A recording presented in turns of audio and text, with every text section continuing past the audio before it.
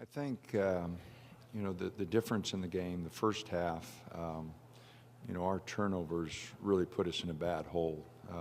We had 10 turnovers, and they scored 16 points off of those turnovers. The second half, we had 4 turnovers, and they only got 5 points off those turnovers. So I thought that was really significant. The second stat that really jumps out at you is we had 22 second chance points, and none bigger than when we missed the free throw and Jordan Bell got a rebound, and Dylan Brooks missed a shot, and we were down 4, and then down 3, and then Tyler hit the big 3 to tie it up. I thought that was possession of the game. So it wasn't a pretty game to watch. It was kind of ugly, both teams getting after each other. Their defensive pressure and athleticism on the perimeter really gave us problems. Our guards, Tyler didn't do much wrong offensively, but he had 4 turnovers. Peyton had 4. Dylan Ennis had 3. So their pressure on the perimeter did bother us. But other than that, I thought our guys, made the plays when they had to, got the stops when they had to. They shot the ball 60% in the first half and only 40% in the second half. So I really think, again, we take the turnovers out of that, and we played okay. But those turnovers really did make a big difference in the game. If you wish to ask a question, please raise your hand. We will bring a microphone to you. Mason and Noel will handle those duties. Howie, let's start with you. For Dylan, Tyler, obviously a very emotional game, intense back and forth. Was their defense everything that you expected? Yeah. Coach told us that they were going to get up, in the passing lanes, pressure us, really far away from the basket. I think once we started running our plays and, getting through what we planned, that's when we had success. We stopped having success when we stopped sharing the ball, stopped being strong with the ball. So, I think, when we finally, got used to it and, played together, we're successful. You, sir. Jermaine Franklin with TSN. Phenomenal game, Tyler. But I'll ask Dylan about a specific play. On the game-tying shot by Tyler Dorsey, you were able to keep that play alive.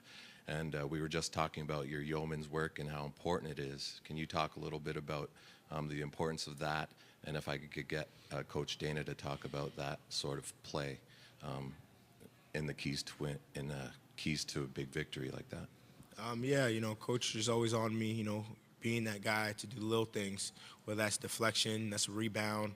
That's my job, and I love it. I know I could do it really good, and, getting that extra shot for us, was big. But, it's a team effort. I'm just, working as hard as I can. Coach has the confidence in me to play me and keep me on the floor. So, if he's going to do that, I have to make the plays, for us to win. And, I was able to get a hand on the ball. Jordan Bell got, the rebound from that. And, Tyler hit a big shot. And, that's all that she wrote. No, I agree. The game isn't as simple as just, shooting the ball.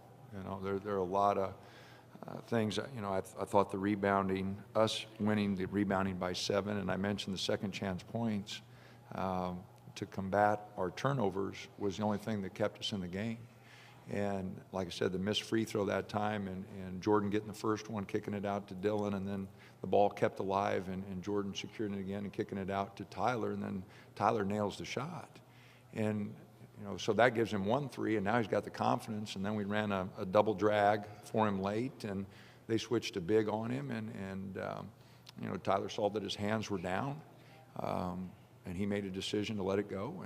And like I said, I was joking with him, 9 for 10. How the heck did you miss that one shot? But when a player gets that confidence, and the one right in front of our bench was wide open, and Tyler just plant stepped and knocked it down, and then his footwork was great on his last shot. And so Tyler, really finished our plays for us. But again, it's a team effort. It's something that, everybody, Tyler didn't start out really good. He kind of came on in that second half, and, we were able to, to get it done with that rebounding. Josh. Josh Peter, USA Today. Tyler, how is it that you've suddenly asserted yourself the way you have late in the season? And I'm hoping, Dana, you could chime in on that too. It's just my teammates. They've been finding me, and all I've been doing is spotting up and making the simple play and making the right play, the right basketball play. And like Coach always says, keep my focus first on defense and rebounding, and the offense, just let it come. And that's all I've been doing these last couple games. And my teammates been having confidence in me, and I've just been knocking down the shots. I think the biggest factor is Tyler's a player. He's not just a scorer. And I thought for a while he locked in on his offense, and we weren't getting him the ball enough for a period in the season, and that was my fault. But I really think, like tonight, Tyler gets 5 rebounds. He had 3 steals. When he's playing as a player, not just a scorer, I think that's when he really comes alive. And I mentioned that in the conference tournament. He starts the first game, he gets 9 rebounds, and against Cal, his defensive effort saved us, I just think when he's thinking about himself being a player, the rest of his game comes, and he doesn't focus just on that missed shot or a bad play, because he's a player, that scorer mentality I want him to have, but defense and rebounding, when he focuses on those two, and he becomes a special player. He becomes really special, and that's, I think, why part of the reason he's exploded here lately is that he's been a complete player, offense, defense, and the boards. 5 rebounds and 3 steals today. Those are just not maybe as important as those 2 threes, but pretty close, pretty close. Tyler, I wanted to ask about that last 3. You kind of looked like you had a thought maybe going for a drive into the bucket, but you just kind of stepped back and took the shot over. How much did you debate that? Did you really think much about making the drive? And then I wanted to follow up with what Coach said about the rebounding. You have to be pretty pleased with both the way Tyler and Peyton rebounded. They got some good boards for you towards the end there. It was a double drag, and they switched, and the big got on me, and I practiced that hesitation pull-up shot a lot. So in my mind, I was going there, and his hands never came up, and I just let it go. But if his hands would have came up, I would have probably think about driving, but that's how I was thinking through that process. I thought he made a really good read on it. I yelled at him to shoot it because I saw his hands down and I saw his feet were right, and the other one right in front of the bench, I was, I said, hit it, buddy. Just go ahead. And the one, I just saw his feet were right and the guy's hands were down, and I was yelling at him to shoot it, and because I thought it was the right play. But I agree with you that when he gets 5 rebounds and he gets 5 rebounds or anything above that, it helps our team out tremendously. The 7 plus 7 on the boards and the 22 to 11 second chance points was the difference in this game. And because of our turnovers, we put ourselves in a hole. Our offensive execution was not good today. Their pressure got us out of sorts, and we never had a flow to our offense, and that was all because of them and our bad turnovers. Could all 3 of you just touch on the atmosphere here in this arena and Sacramento in general as a host city for the NCAA tournament? Well, all started. We've been treated unbelievable. I love this arena. I think it's a great facility. The locker rooms, everything behind the arena is first class. The crowd was great today. We had a lot of Duck fans here, so that's great. But the city of Sacramento, the people here at the arena, we could not have been treated any better. We've been here since Wednesday. We couldn't have been treated any better the days we've been here. Yeah, I think the atmosphere is great. The arena, is one of the better arenas I've ever played in. The city's real nice. The weather is better than Eugene right now. Say that much. But it was great playing here. Glad we're going back to Eugene, knowing that we get to play on Thursday. But it was great. Yeah, definitely. This is a great arena. It was a great atmosphere tonight. Good thing we got to play on the West. We had a lot of fans tonight, and we feed off their energy, and when we get it going, and they get it loud, and it was just a great atmosphere tonight. Tony Harvey, Sacramento Observer. Tyler Dorsey, you guys were down by 11, then you made a 23-10 run, and before that, Dylan Brooks, he was missing a lot of shots around the basket, but he made like 9 of the 11 points to get you to tie it at 68-68. Can you talk about him? Kept coming like a freight train, to get to the basket and make things happen. And of course, he made a couple big threes for you guys. Definitely. Those were great plays, and he just didn't finish, and we're gonna live with that. And he's always gonna stay in attack mode, and that's what he did. He got to the rim, he draw some fouls, and he draw that 3 foul, and that was some big free throws he hit to continue that run. But he just kept going, and that's what good players are gonna do. They're gonna keep going. It's a 40-minute game, and if the first half doesn't go good, you just got to bounce back in the second half and keep pushing and keep pushing. Warren Williamson, Oregon Duck Football News. Early in the first half, you guys attacked the rim. Your guard play attacked the rim. Was that by design to get their bigs in trouble? And I want to follow up with Tyler. Well, they pressure so much that they get you spread out, and it creates some driving lanes. We had a couple really good driving kicks, and they weren't successful. And then we made bad decisions. Then we thought we had to take it and we had to shoot it, and that got us in trouble. A lot of those turnovers came without the ball movement. The defense was set, and we were just going to go make a play. And we weren't very successful doing it after the first couple times because of the ball movement. So we wanted to drive the ball, but we wanted to drive and kick a lot more than what we did. And that's what created a lot of those turnovers. Tyler, no doubt they're a great defensive team. They switched a lot, and we found you on one of their bigs down low. That was something that you got caught. I guess, how did you defend their bigs on those switches? Play up the floor and play on the high side and not let them get an easy catch so they can do a quick jump hook or a quick move to the basket. So just playing up the floor, and we practice that every day, and coach preaches that every day. So I was just playing up the floor every time I got switched on the big. Jerry Thompson, Mighty Oregon Magazine, for Dylan Ennis. On a lighter note, it looks like, so I remember 72-72, and you were talking to Terrell. Both of you were kind of smiling and laughing. Were you just kind of saying how great a game it was, or what were you doing? Yeah, he was actually talking to us the whole game. Nothing too bad. And he's saying, this is what we live for. And I think it was a little intense for it to be emotional time, between me and him. But he's right. We grow up, watching college basketball, and during the conference games, it's great. But March Madness is something that is special. And these are the type of games that you're gonna remember and you're gonna tell your kids and your grandkids about one day. Tyler, Tim Ottis from the Washington Post. Watching you these last couple games, you seem to be a guy that plays with a lot of confidence. Both, don't mind talking to people, the way you carry yourself on the court.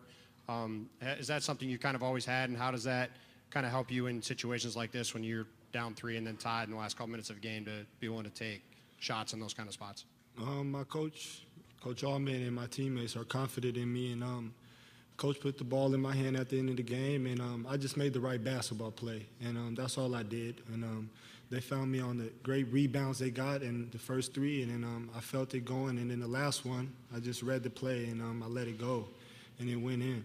And it was just great, and my teammates and my coaches give me that confidence. Janie. Tyler, Janie McCauley from Associated Press. What was going through your mind right after you missed the 2 free throws at 3:36, and probably determined to do something to make up for that after that? Definitely after the game, I thought about those free throws. But during the game, I had to let it go. There was 2 minutes left, and I just dropped them, and I had to keep playing, and we kept playing, and we kept fighting, and we hit the glass, and we got crucial offensive rebounds, and it went from there, and we got it going. And I just hit some big shots, but it didn't start with the big shots. It started with the defensive rebounds and offensive rebounds to get that. Josh. Tyler, from what I read, Tyler, that your maternal grandfather is Greek and maternal grandmother is Israeli, and I just wondered how that heritage has shaped you either on the court, off the court, and what it's meant to you. My whole life growing up, I always used to eat Greek food, and my grandmother cooks Greek food, so I've been a part of that culture for a long time. I got to go to Greece a couple times this summer, and it's just great to see that type of basketball as well, and it helps, and I'm just great to have that part of my heritage. Dylan, can you talk about Stanford Robertson? He came off the bench in the first half, and scored some really big points for the Rams, and then he got it going a little early in the second half, but he kind of waned off a little bit after that. Can you talk about his play? Oh no, he played great. Having that spark off the bench, is big in this tournament. He knew it was a big game, and he was on the attack most of the game. He hit a few big shots for them, but he's a young guy, who's gonna have a bright future, and I hope the best for him. Dana, out here in front, did the officials give you an explanation straight away? Did the officials give you an explanation on Dylan's technical foul? Gave him his second personal. I'm going to follow up with Tyler too. Well, they had warned us. Dylan Ennis got the warning, and we informed everybody on the team not to say anything. Dylan got the tip in and said something, and they teed him. And so we were warned, and that's on him. Unacceptable. We haven't had a tee all year, and that's not the right time to get one. And gave him his second foul. I told him after the game, how would you have felt, in a close ball game like this if that was the difference? And control what you can control. And that was something he should have controlled. I was disappointed. I was disappointed in Dylan, first of all, for getting us in that position. Definitely disappointed in Dylan for that, and sat him for a while. And then he had to play the rest of the half with 2 fouls, and it just put us in a bad spot. Dylan and Tyler kind of along that same line. It was no doubt chippy, especially in the second half. Were they doing a lot of talking, kind of egging you guys on, and you guys were talking back? What was going on there?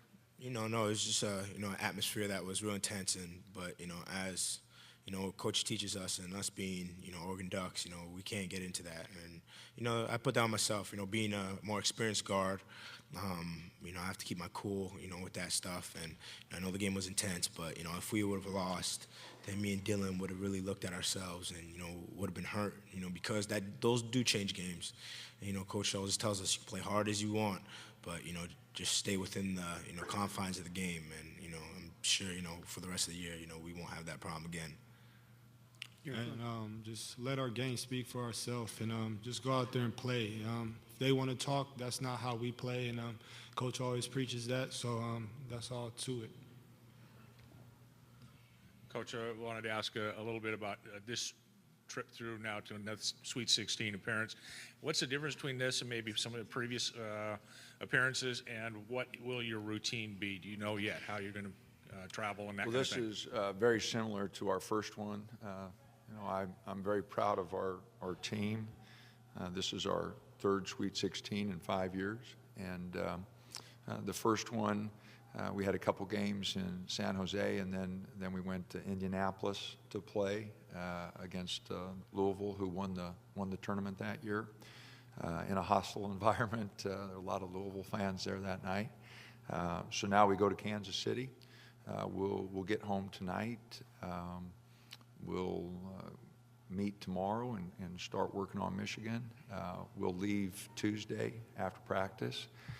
We are in finals this week, so we've got some adjusting to do. We're going to have a crazy week, but I'm sure glad we got it. I'm sure glad we got a crazy week, but we'll get home tonight. We'll get together tomorrow. We'll practice Tuesday and then fly to Kansas City and hopefully be ready to play on Thursday. One last question. Yeah, Coach, on that vein, I don't know if the players probably didn't get to watch Michigan. Did you watch any of Michigan before this game? I imagine they watched you. Just a little bit when I was taking a shower and getting ready. I had it on, but I didn't really watch it. But I watched one of Michigan's games in the Big Ten tournament, and wow, and beaten Louisville with their athletes, and you know, I've only faced Coach Beeline's team one time, and it was in the NCAA tournament in Cleveland. He was at West Virginia, and I was at Creighton, and we got beat on a last-second shot by 2. So, and then we did play Michigan in New York 3 years ago. So those were the 2 times, and so they're hard to guard. What he does offensively is really unique and special, and they're a outstanding offensive team. You know, kind of a contrast. Danny, that defense we faced is as good as any defense we faced all year, and their activity, their toughness, that's a well-coached defensive team. And so we were very fortunate today with our turnovers to be able to get that done, because that's a very good defensive team, and 9-game winning streak, and really good players. So we feel very fortunate to be moving on, and we know how difficult Michigan will be on Thursday, and hopefully we'll be ready and be able to give them a good game.